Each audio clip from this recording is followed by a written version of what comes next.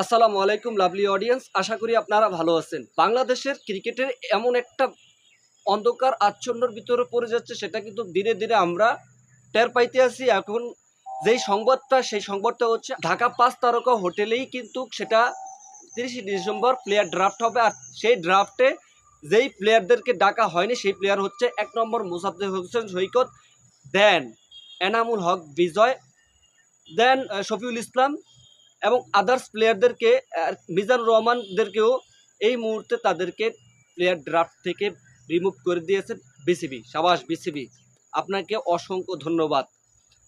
তারা নাকি ফিক্সিনের সাথে জড়িত এবং ফিক্সিনের সাথে ফিক্সিন হয়েছে এবং বিসিবি থেকে বলা হয়েছে যারা নাকি অভিযুক্ত তারা বিপিএলে খেলতে পারবে না, এবং কি যারা অভিযুক্ত না, মানে প্রমাণ হয়নি এখন অবধি, তারা খেলতে পারবে। কিন্তু না, আমরা কিন্তু ব্যাপকভাবে সমালোচনা করেছি, কিন্তু আসলে সেটা এক্সিকিউট হয়নি শেষ পর্যন্ত সমালোচনাটা। বিসিবি কিন্তু এই একটা ভালো কাজ করতে আছেন এবং স্টেপ বাই স্টেপ এভাবে করে বিসিবি থেকে আমরা ভালো আশা করি। তো মোসাদ্দেক হোসেন সৈকত, এনামুল হক বিজয়, তারা তো রানিং ক্রিকেটার, তারা বাংলাদেশকে সার্ভিস দেয় এবং কি তারা দিতে পারতো। মোসাদ্দেক নিয়েও কিছুদিন আগেও আমরা কন্টেন্ট করেছিলাম, সে উদীয়মান একজন খেলোয়াড় এবং আবারও সে কামব্যাক করে বাংলাদেশকে রিপ্রেজেন্ট করবে। তিনি যে এই কাজ করেছেন সেটা আমরা তো জানতে পারতাম না, কিন্তু মাঝে মধ্যে রিয়াসাত আজিম ভাইয়ের কন্টেন্টগুলো দেখেছি এ বি, এতে এনামুল হক বিজয় ফিক্সিনের সাথে অভিযুক্ত, সেটা রিয়াসাত আজিম আসলে এভাবে বলতো। আজকে ঠিক তো আর কি 3 সদস্য কমিটি গঠন করার পরেই এবং মার্শালের একটা থেকে তারা অভিযুক্ত হয়েছে এবং 972 পৃষ্ঠা থেকে তাদের এই অভিযুক্ত নাম এসেছে। 9 জন ক্রিকেটার, শুধু 9 জন না 12 জন ক্রিকেটারও তারা অভিযুক্ত এই মুহূর্তে। মিজানুর রহমান এবং সান্দামুল ইসলামও তাদের কাতারে। ভাই, আপনাদের মানে টাকা পয়সা কি অভাব আছে রে ভাই? আপনারা ফিক্সিং করেছেন, এটা তো দেশের জন্য একটা কলঙ্ক। আর আপনাদের চান্স না, এখানটাই ক্যারিয়ার এন্ড হয়ে গেল।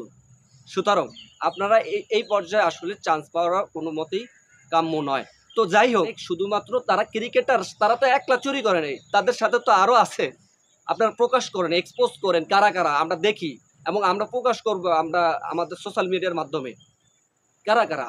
এর ভিতরে কিন্তু আমরা যতটুকু জানতে পেরেছি বিভিন্ন সূত্রের মাধ্যমে টিম ম্যানেজমেন্টও জড়িত ছিলেন, দেন মিডিয়া কর্মকর্তারাও জড়িত ছিলেন, এবং এই দিনের পর দিন বাংলাদেশের ক্রিকেটটা যে ডার্টি করতে আছে তারাই, এবং নালি কেলেঙ্কার তো আছেই, এইভাবে করে বিপিএলটা আগাচ্ছে।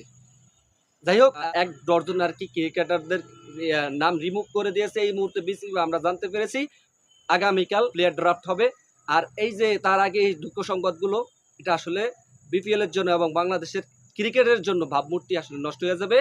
আগামী প্লেয়ারদের জন্য উদীয়মান প্লেয়াররা আসবেন, বাংলাদেশ সার্ভিস দিবেন, আপনারাও এখান থেকে বাস্তব উদাহরণগুলো নেবেন এবং কি আকাম কুকামে আর জড়িত থাকার চেষ্টা করবেন না, তাহলে কিন্তু এদের মতো হয়ে যাবেন। আসলে ভাই কোনো খাতিল নাই, কোনো খাতিল করা যাবে না। যারা অপরাধী তাদেরকে অপরাধে সাব্যস্ত করতে হবে, এটাই স্বাভাবিক। তো যারা নাকি যেখান দিয়ে যেই পর্যায়ে হোক না কেন ক্রিকেটের সংশ্লিষ্ট যারা নাকি বিসিবিতে কর্মরত, তারা যদি আকাম কুকাম করে থাকে, বিসিবি ভাই আমি আপনাদেরকে বলি, সমালোচনা আলোচনা হবেই, তাদেরকেও নাম এক্সপোজ করেন। যদি এরকমটা হয়, মানে নারী কেলেঙ্কারি যে হয়েছে, আমরা ইতিপূর্বে কয়েকবার কন্টেন্ট করেছি, তারা যদি আকাম কুকামে জড়িত থাকে তাদেরকেও এরকম অভিযুক্ত সাব্যস্ত করে শাস্তি আওতায় আনেন। That's all.